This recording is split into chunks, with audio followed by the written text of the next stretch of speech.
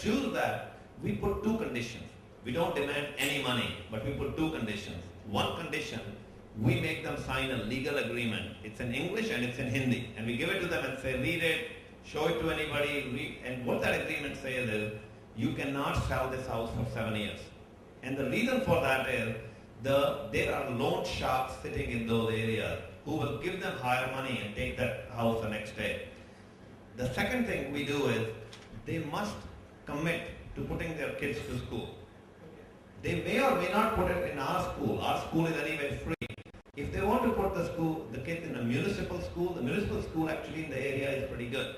As long as they commit to that, that's the second commitment they have to follow. Then we check their papers. We check their voter ID. It's very critical, they must have a voter ID. We check their ration cards to make sure they have stayed there for a year or more, that they were original inhabitants who moved from Delhi, from the slum, because this could be a rented property. What we have seen also in Bhavana, to some extent, it's almost, for want of a better word, I would say shameful. We've discovered there are doctors and engineers and policemen who own plots there.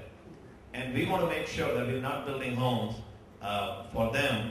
And so what we do is we make sure that these are real owners of the plot owners, and they're really poor. And this takes us time to do the thorough checkup of where do they work, how do they earn their living, do they have a ration card for the last few years, do they have a voter ID card for the last few years.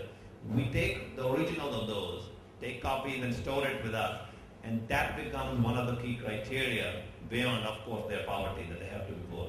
Mr. Raina, I have a straightforward question for you, and I hope for next few minutes you will keep this being in my book. And here I go. Everybody knows, and as everybody knows that हमारे हिंदुस्तान के दो चेहरे हैं, एक चेहरा वो जो काफी सजा संवरा जैसे सभी देखते हैं, सभी देखना चाहते हैं और दिखाना भी चाहते हैं। दूसरा चेहरा वो जिसे गरीबी कहते हैं, वो बना बिगड़ा हुआ चेहरा जिसे कोई नहीं देखता, कोई देखना भी नहीं चाहता, कोई दिखाना भी नहीं चाहता, जैसे गवर्नमेंट देखना नहीं चाहते कि जो बाहर से विजिटर्स आए हैं वो चेहरा देखें, शाइनिंग इंडिया चेहरा देखें, सबने कई पॉलिटिकल पार्टीज में देखा होगा और आप भी दिखा रहे हैं। And I hope, I just pray to the God may give your this effort a मिलास लक्ष्य, आपको आपके इस प्रयास में सफलता मिले। मैं मानता हूँ आप गरीबी के लिए जो हिंदुस्तान से गरीबी को दूर रखना चाहते हैं, इस तरह का point Ask the question first. तो मैं आपसे सर ये पूछना चाहता हूँ कि एक mister Robin Raina can finish the poverty by doing these kind of projects with the asset, personal asset $3.5 billion?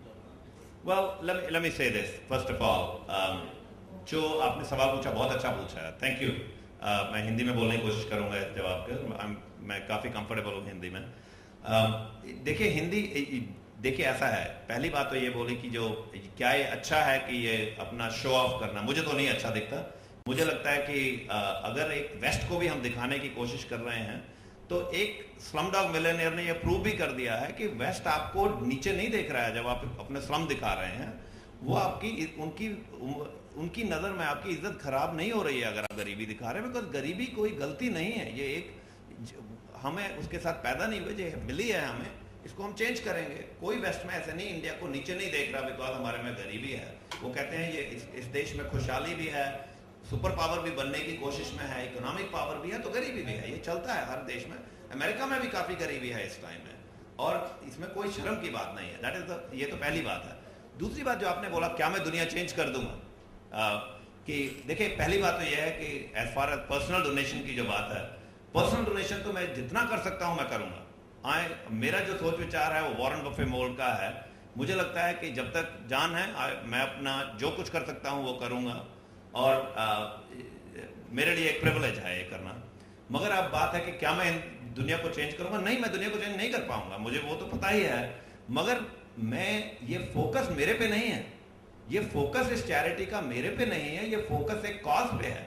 और मेरे जैसे लोगों का सामने आना, ये कहने का मैं इसलिए नहीं सामने आया हूं कि मैं अपने कॉज, मैं अपने बारे में बोलना चाहता हूं या एक बवाना प्रोजेक्ट के बारे ही बोलना चाहता हूं। मैं इसलिए सामने आता हूं अब ये बताने के लिए कि मेरे जैसे बहुत लोग हैं दुनिया में जो होपफुली मुझे देख के इंस्पायर हों और कहें अगर ये कर सकता है। मेरे से रिचर लोग भी हैं दुनिया में, बहुत रिचर लोग हैं दुनिया में जो आगे आके और प्रूव भी कर रहे हैं। आप अमेरिका में ही देखिए वॉरेन बफे को या बिल गेट्स को देखिए, एक ऐसा एग्जाम्पल क्रिएट किया है वॉरेन बफे ने कि एक 59 बिलियन की उन्होंने एक अपना पैसा दे दिया और 1 बिलियन अपने लिए रखा, और कोई कहेगा 1 बिलियन बहुत है, पर उनके लिए नहीं है बहुत। तो एक उन्होंने एग्जाम्पल क्रिएट किया है। तो एक हिंदुस्तान में भी इतने अमीर हैं, इनको भी मेरी तो यही होप है कि ऐसे मेरे जैसे हजारों लोग निकले हिंदुस्तान में, हजारों लोग निकले वर्ल्ड वाइड, जो कहें कि यार हम भी कर सकते हैं, इसमें कौन सी बड़ी बात है, हम अफोर्ड कर सकते हैं। तो आइडिया है फैसिलिटेटर बनने का। आइडिया मेरा ये नहीं है कि मैं लीड करना चाहता हूं और वर्ल्ड को चेंज कर दूंगा। मेरा सिर्फ ये आइडिया है, मैं फैसिलिटेटर हूं, मैं एक कैटलिस्ट हूं, मैं एक माध्यम हूं आगे, एक स्टेप और आगे लेने का। मैं एक फाइनल स्टेप नहीं हूं, मैं सिर्फ मैं एक छोटा सा स्टेप हूं इस डायरेक्शन में कि पॉवर्टी को हम इस दुनिया से आगे ले खत्म करें। सर, आप चाहेंगे कि कुछ और रिचर्स आपके इस प्रोजेक्ट से जुड़े और आपके साथ इस तरह से प्रोजेक्ट को सेटल करें? बिल्कुल। Rajiv, you want to ask? Mister Raina, आप बहुत अच्छा काम कर रहे हैं। Little louder, please. शायद आपके RRF तो 1860 ऐसा एक्ट में होगा, NGO है। हाँ जी, आपका जो फाउंडेशन NGO में होगा। जी हाँ, एनजीओ है वहाँ, 501c बोलते हैं वहाँ पे। तो हम एक एनजीओ है वहाँ पे, चैरिटी बोलते हैं इसको, 501c चैरिटी बोलते हैं इसको। आप गरीब बच्चों की सेवा कर रहे हैं, अच्छी बात है। राजीव, थोड़ा सा जोर से बोलो, हम भी सुन लेंगे। आ जाए, आप इधर आ जाए, आप आगे आ जाए। 6000 बच्चों को कलेक्ट किया है, उनको आप शेल्टर देंगे।